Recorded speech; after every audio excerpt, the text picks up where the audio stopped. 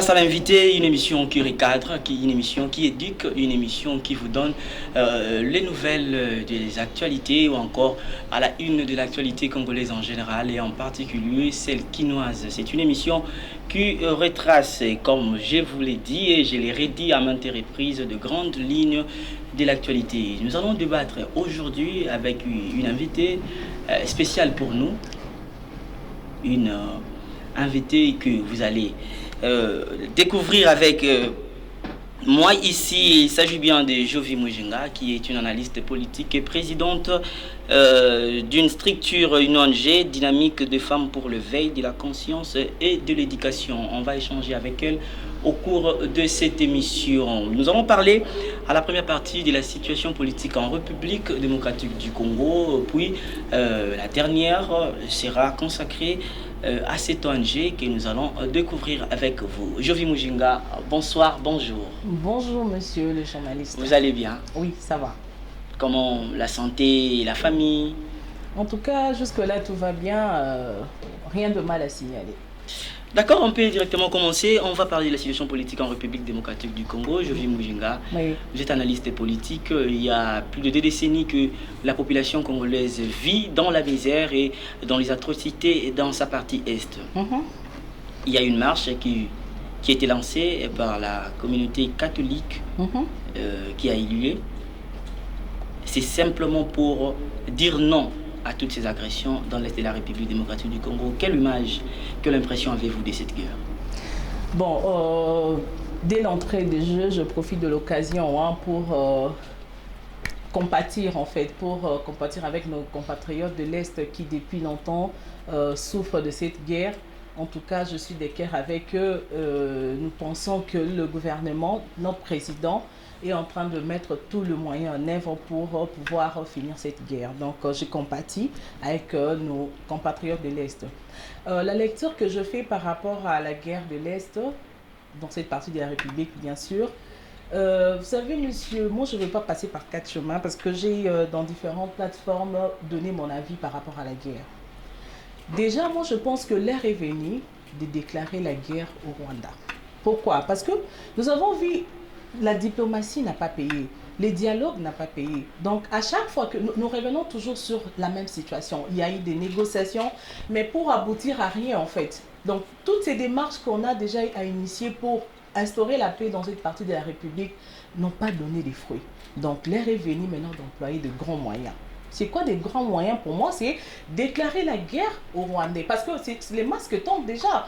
C'était les rebelles M23, mais déjà, nous voyons que le Rwanda, les masques sont tombés parce que le Rwanda est derrière, est en train de soutenir. Il y a même de preuves. Effectivement. Donc, nous faisons la guerre, et non au M23, mais la guerre est déclarée, et la guerre est par rapport aux Rwandais. Ce sont des Rwandais qui agressent la RDC. Donc, l'heure est venue pour moi, pour nous, pour la RDC d'en finir en déclarant la guerre. Pensez-vous c'est une meilleure des solutions que vous proposez à la République démocratique du Congo? Mais effectivement, monsieur, vous n'avez pas vu avec la Russie. Quand la Russie a vu Poutine, bien sûr, quand la Russie a vu ses intérêts être menacés, qu'est-ce qu'ils ont fait? Donc, ils n'ont pas hésité, ils ne sont pas passés par 4 chemins pour déclarer la guerre. C'est ça. Quand vous voyez que l'intégrité territoriale est menacée. Jovi Mujinga, je vous rappelle que la guerre n'est pas déclarée de manière en paix. Et comme ça, vous dormez, puis vous vous réveillez, vous déclarez la guerre. On doit voir tous les paramètres de la République pour déclarer la guerre. Et surtout, voir qui va perdre dans cette guerre. Parce que c'est depuis longtemps que notre population meurt à la fin. Je vais vous dire une chose, monsieur le journaliste. Vous savez, le Rwanda vit de quoi? Du tourisme. Donc, face à la RDC, le Rwanda ne peut pas faire le poids. Donc, si nous ne nous employons pas... Il y a la présence il y a de mains noires. Nous en avons déjà découvert avec vous. Non, on pense que la communauté internationale est derrière le Rwanda. Et il y a aussi les États-Unis d'Amérique qui prétendent être derrière le M23. Voilà pourquoi moi je fustige le comportement de la communauté internationale qui nous sommes sous embargo, vous savez. Donc l'embargo est venu de là, alors que le pays est agressé et ils sont en train de mettre la RDC sous embargo des armes. Donc on nous a privés de notre moyen de défense. Moi je pense qu'il est vrai que non, la communauté internationale, les grandes puissances sont derrière le Rwandais, en fait, pour continuer à menacer la paix dans cette partie de la République à l'Est, bien sûr.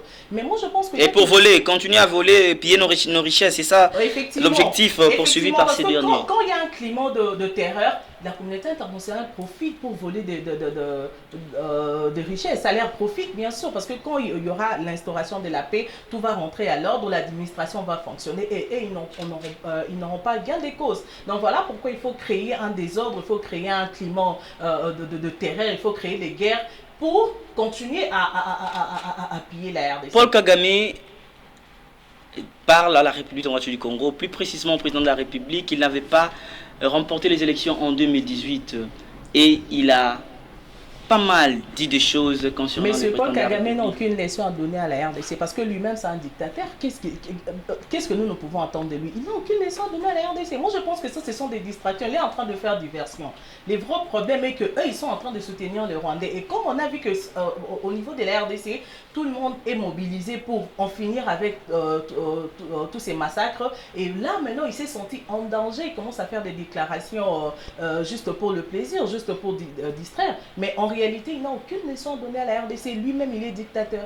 Paul Kagame, dictateur, c'est ce que déclare Jovi Mujinga, ici sur notre plateau de invité sur Teleplice. Donc, nous avons reçu pour vous, elle, afin de débattre et discuter sur les sujets d'actualité qui rongent la population et qui est à la base de discussions dans l'opinion congolaise. On va directement passer à notre deuxième partie, Madame Jovi Mujinga. Oui.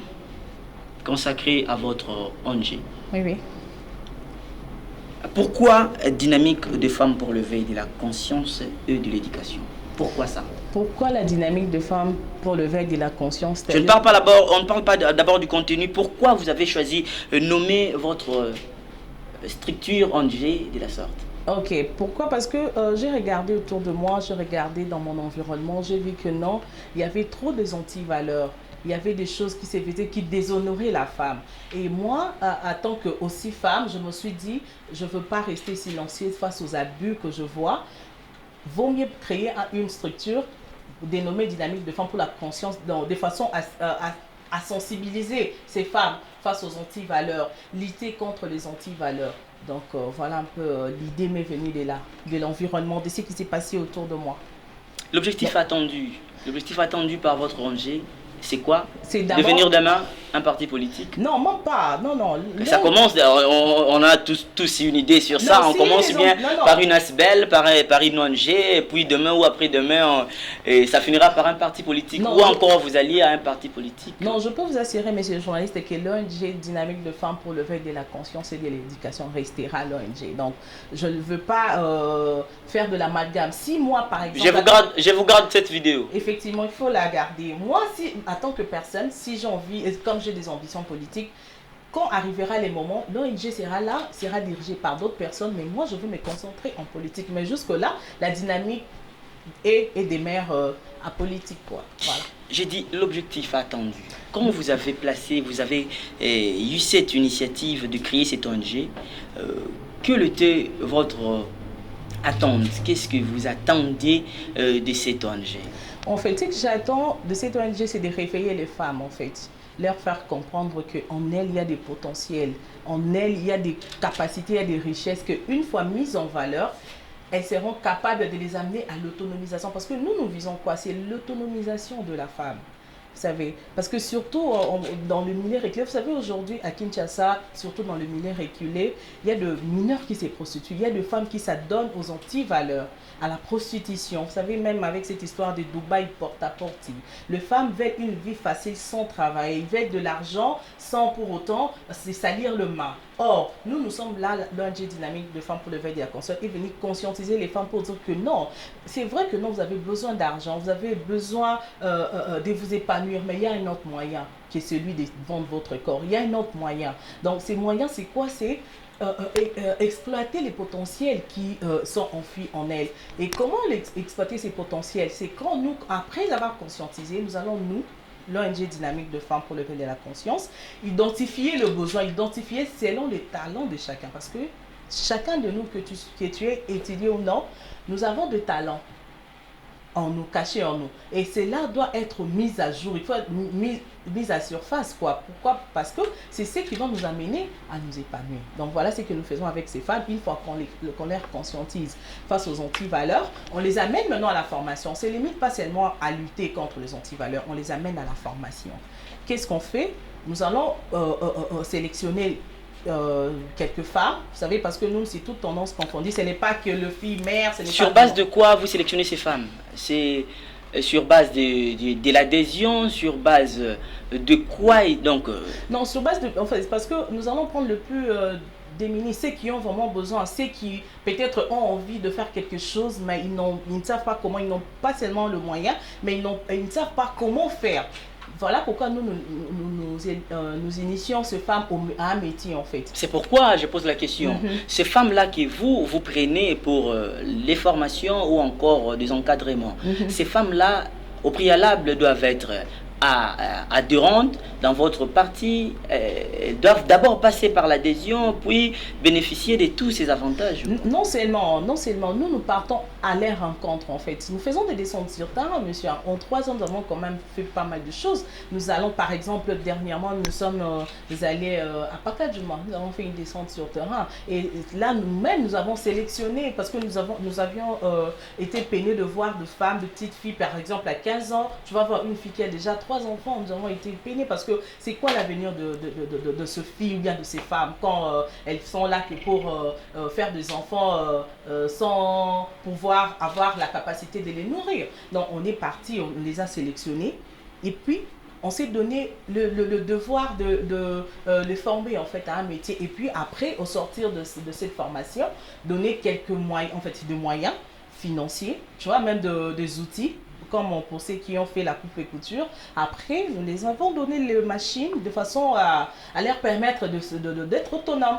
Donc voilà ce qui fait la dynamique. Et puis ça ne s'arrête pas là. Nous sommes en train de lutter pour l'égalité des chances sur le plan professionnel. Donc c'est un combat que moi personnellement qui m'intéresse, surtout aussi dans le milieu professionnel. Cette question ne pouvait pas manquer. Voilà. Si je ne la pose pas, les téléspectateurs de Téléplus me demanderont, monsieur Kennedy, pourquoi n'avez-vous pas demandé à madame Jovi, vous n'avez pas posé cette question, que le 7 mains qui est derrière madame Jovi Mujinga, comme sponsor, comme aide? Bon, vous savez, monsieur, je ne vous cache pas, hein, donc jusque-là, nous travaillons sur fonds propres. Donc c'est bien dommage, hein, parce que vous savez, dans notre pays, les bonnes initiatives ne sont jamais soutenues. Donc, mais nous, de notre côté... Elles seront soutenues, mais d'une manière ou d'une autre. Mais non, on peut vous tendre la main pour un certain moment si vous lâchez. En République démocratique du Congo, on a tendance à accompagner les bêtises de valeur, en fait. Voilà. Donc nous ne sommes pas soutenus, mais nous nous sommes dit que nous n'allons pas attendre que le soutien nous vienne d'ailleurs. Comme moi je suis chrétienne, comme il est écrit dans la Bible, Dieu a dit à Gédéon, va avec la force que tu as. Nous aussi, nous allons avec le peu que nous avons, en espérant que chemin faisant, il y aura des partenaires qui vont venir nous accompagner. Mais pour l'instant, c'est avec nos moyens propres. D'ailleurs, je profite aussi devant votre caméra hein, pour lancer l'appel à tous ceux qui voudront bien nous rejoindre et enfin de mettre la main dans la pâte et de nous aider à avancer, et surtout parce que c'est une cause noble, hein, c'est une cause juste. Parce que si ces femmes aujourd'hui sont réinsérées dans la société, c'est la République démocratique du Congo qui va bénéficier. Parce que nous sommes nombreux, la majorité, 70%, ce sont de jeunes. Mais si ces jeunes-là savent faire quelque chose, vous savez combien la République va bénéficier? Donc voilà. De belles initiatives sont encouragées et à aider à aller de l'avant. Donc c'est ce que nous ne pouvons faire. Donc c'est ce que nous pouvons faire dans cette optique pour encourager Jovi Mujinga, qui est la présidente de la dynamique de femmes pour le veille, de la conscience et de l'éducation. Donc, elle est là, disponible pour vous accueillir, vous qui avez cette volonté de venir rejoindre cette dynamique, la porte est grandement ouverte, on vous attend et le numéro de contact vous sera communiqué à la fin par elle-même, la présidente. Jovi Mujinga, je reviens à vous. Oui, je suis là. Quels sont les obstacles que vous retrouvez lors de la réalisation de votre projet sur scène, quand vous descendez, quels sont les obstacles et comment vous conduisez votre ONG? En fait, les obstacles sont des tailles parce que vous connaissez bien les mentalités congolaises. Et ils aiment qu'on leur donne du poisson au lieu qu'on les apprenne à pêcher. Quand vous faites une descente sur terrain, par exemple, dans un... Sans vous interrompre, vous avez parlé de Pakadjouma. Vous êtes descendu à Pakadjouma parce que c'est un milieu que pas mal de personnes évitent, hein, mais vous avez pu affronter ce milieu. Oui, par les soucis de voir les habitants de ce coin progresser, quitter la médiocrité, c'est ça, parce que on est là on vit pour faire vivre en fait. Donc voilà pourquoi moi je n'ai pas eu froid aux yeux pour faire une descente sur terrain, parce que ce sont parmi les objectifs que nous nous sommes assignés, c'est qu'il faut descendre, même ça se limite pas seulement à Pakadjouma, parce que nous allons aller même au niveau de l'intérieur, parce que c'est là où il y a un grand travail effectué. Donc voilà, ça on va revenir la fois prochaine quand je reviendrai sur votre plateau. Mais les obstacles sont des tailles parce que une fois qu'on vous voit venir, qu'est-ce qu'ils ont en tête? Oui, les bissonniers. Donc ils se sont... Surtout Mbongo, c'est d'abord elles sont tellement découragées quand on vient leur parler de la formation, on vient leur parler de ceci. Passe-temps. Effectivement, on leur a fait comprendre que c'est vrai, on peut amener, parce qu'il y a des ONG, il y a des organismes qui vous amènent à manger. Mais dites-moi, après avoir consommé toutes ces choses, mais qu'est-ce qu'il en est après? Rien du tout. Alors que nous venons dans l'optique de vous donner des outils pour pouvoir vous rendre autonome, pour pouvoir vous permettre de vous débrouiller par vous-même. Mais en tout cas, il en faut beaucoup pour leur faire venir à la raison. Donc voilà, ils sont mentalement, ils sont un peu déjà habitués à ce genre de choses, au cadeau, l'argent gratuit, la facilité, et que quand quelqu'un les amène une autre idéologie, ils ont tendance un peu à être méfiantes. Mais nous arrivons toujours à les convaincre d'adhérer à notre idéologie. Voilà. Nous étions avec vous au Palais du Peuple. Nous avons suivi avec empressement et avec attention le discours du chef de l'État à la jeunesse congolaise. Oui.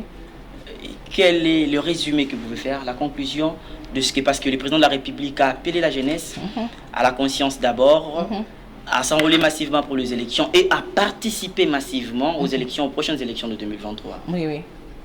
Un mot? En fait, je suis d'abord contente de l'initiative du chef de l'État parce que ça fait un bon bout de temps dans ces pays qu'il n'y a eu aucun président qui est allé à la rencontre de jeunes. Donc c'est une première dans l'histoire de la République démocratique du Congo. C'est une initiative à saluer. Effectivement, donc cela nous prouve que le président a vraiment le souci de communier avec ces jeunes, de comprendre quelles sont les difficultés rencontrées avec ces jeunes. Donc il a tenu personnellement à avoir de ces jeunes quelques avis pour leur permettre d'émerger, bien sûr. Donc c'est que moi j'aimerais et que le président ne puisse pas juste écouter, juste recueillir des avis, mais il faudrait qu'on mette en place un mécanisme, effectivement, mettre en place ces belles idées, un mécanisme, parce que comme on ne le dira jamais assez, la République démocratique du Congo, nous sommes en majorité de jeunes. C'est un capital humain, c'est une richesse, comme aux États-Unis. Aux États-Unis aujourd'hui, ils se sont développés grâce à la main-d'œuvre. La main-d'œuvre est une richesse qu'il faut exploiter. Mais malheureusement, en RDC, ce n'est pas le cas. Donc, le jeune, il y a un manque d'emploi. Moi, je ne dirais même pas l'emploi, mais il n'y a même pas un mécanisme qui permette aux jeunes, par exemple, pour octroyer des crédits qui prennent l'entrepreneuriat. Vous comprenez? Oui. Il n'y a pas un système qui met en place un système, je dirais un système d'accompagnement pour essayer un peu d'aider quelques jeunes qui ont de belles initiatives. Vous savez, les jeunes sont voués à eux-mêmes. sont livrés à eux-mêmes carrément. Ils ne savent pas comment s'en sortir. Les jeunes sont abandonnés. Moi, je pense que les résolutions qui sortiront de là, ça ne doit pas se limiter aux paroles, mais que ça soit mis en œuvre de façon à ce que de voir ces jeunes de la République démocratique du Congo émerger. En tout cas, c'est un peu ça la lecture que je fais. Donc, je salue l'initiative. Et j'aimerais que cela s'étende en fait. J'aimerais qu'il y ait aussi à chaque fois de plus de rencontres afin que les chefs de l'État puissent s'imprégner lui-même de difficultés qu'on traverse le Appel à l'enrôlement massif et à l'enrôlement massif déjà et à la fin la participation aux prochaines élections. Oui. Madame Jovi. Ouais, je vais prendre d'abord la participation aux élections. Vous savez, je salue toujours, vous allez m'excuser, hein, parce qu'il faut louer des bonnes actions. Je salue la vision qu'a le chef de l'État de pouvoir associer aussi le jeune. Vous savez, dans la classe politique que nous avons plusieurs figures de jeunes. Hein. Ce n'est plus comme avant où il n'y avait que de vieux. Non, maintenant là, la classe politique est en train d'être redynamisée. Et c'est vraiment une bonne chose. Donc, nous saluons cela. Et nous pensons que les jeunes, ils peuvent encore mieux faire. Les jeunes peuvent encore apporter quelque chose dans ces pays. Donc, on les appelle à participer massivement parce qu'on dit l'avenir du Congo, l'avenir c'est les jeunes en fait. Donc, qu'ils participent. Mais pas n'importe quel jeune. Hein. Bien sûr. Parce qu'il y a des jeunes qui étaient là avec le régime passé, qui sont ici et qui sont maintenant là avec le régime présent, mais qui ne font rien. Ces jeunes-là ne font rien. Oui, mais... on ne peut pas les citer, mais vous les savez bien. Oui, mais il faut donner aussi à ces gens le moyen, parce qu'il ne suffit pas de prendre le jeune et les placer quelque part pour qu'il y ait un miracle. Non, mais il faut donner à ces gens le moyen. C'est ça aussi le problème. Ah, c'est pas le moyen. Est-ce que c'est un problème de moyens ou c'est un problème de mal qui est profond? Parce que le régime précédent nous a légué un héritage qui est la corruption, un héritage qui est le mensonge, les différentes tromperies à la population. Ce n'est pas cette cause-là qui freine en sorte que non, les belles initiatives émanant de jeunes qui sont entrés au gouvernement puissent accomplir ces genres de ouais, voilà pourquoi je dis la bonne volonté ne suffit pas, l'intelligence ne suffit pas, être jeune ne suffit pas, mais le plus grand problème aussi c'est d'avoir un esprit patriotique, parce que qu'on soit vieux ou jeune, si on n'a pas l'amour de son pays, peu importe là où tu seras placé, tu vas travailler que pour tes intérêts. Donc il faut, voilà pourquoi moi je dis, il faut qu'il y ait beaucoup plus de campagnes sur l'amour de la patrie, l'amour patriotique, pour que nous puissions imprégner de nouvelles idées en fait dans nos têtes et savoir que non, lorsqu'on on a des responsabilités, ce n'est pas pour soi en fait, c'est pour servir. Donc voilà, mais moi je suis confiante, je pense qu'avec ce que nous voyons, l'avenir nous promet de bonnes choses. Voilà. Jovi Mujinga, nous avons eu le plaisir de vous retrouver et de vous recevoir sur ce plateau pour le compte de cette émission et invité. Nous avons parlé de des thématiques importantes qui ont prôné sur la situation politique en République démocratique du Congo, puis la toute dernière qui était basée à l'ONG, dynamique de femmes pour le veille de la conscience et de l'éducation. Votre population est derrière vous et devant la caméra, ils sont là en train de vous suivre. La population veut un message qui vient de vous. Okay. Adressez-vous et regardez la caméra. Merci, monsieur le journaliste. En fait, j'aimerais m'adresser à la population congolaise, surtout le jeune, hein, donc le jeune qui m'intéresse beaucoup. Tenons-nous main dans la main.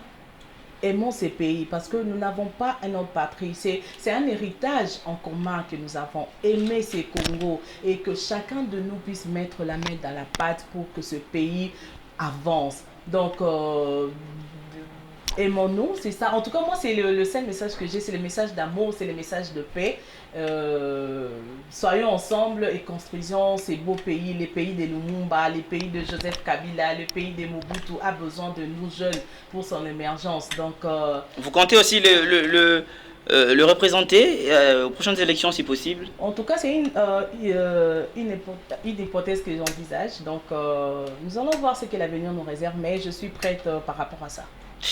Un plaisir de vous retrouver et de vous savoir nombreux devant vos postes téléviseurs en train de suivre cette belle émission que je vous rappelle avoir été sur ce plateau avec Jovi Mujinga qui est la présidente de la dynamique des femmes pour le veille de la conscience. Nous avons parlé des choses très très importantes et sérieuses et nous sommes à la fin de cette émission. Je ne sais pas, il y a encore quelque chose à ajouter? Non, en tout cas, messieurs, je pense que l'essentiel a été dit au cours de l'émission. Je vous remercie pour l'invitation. En tout cas, grande a été ma joie de participer pour la première fois à votre émission. Il y a la population qui aimerait peut-être s'adhérer à votre structure. Comment vous avoir, le siège, le numéro de téléphone? Merci beaucoup de me le rappeler. Je commençais déjà à oublier. Donc, pour nous joindre, nous d'abord, je donne l'adresse. Nous sommes sur l'avenue Louboudi, à ma campagne, à la commune de Ngaliema numéro 2. Donc, si vous venez là-bas, il y a un bureau, il y a des gens qui vont vous accueillir, enfin de vous montrer comment faire pour vous adhérer à l'ONG Dynamique de Femmes pour le veille de la conscience et de l'éducation. Et nous avons aussi un numéro de contact, monsieur le journaliste, qui est déjà le 081 944 77 35 ou encore, parce que nous avons deux numéros, 081 31 37 379. Tels sont nos deux numéros disponibles pour, en fait, auxquels vous pouvez nous joindre et poser vos problèmes. Donc, voilà un peu. C'en est fini pour aujourd'hui. C'en est fini pour aujourd'hui. Un grand merci à vous de nous avoir suivis. N'hésitez pas surtout de vous abonner à la chaîne Abisso YouTube Télé Plus et on se retrouve à la prochaine.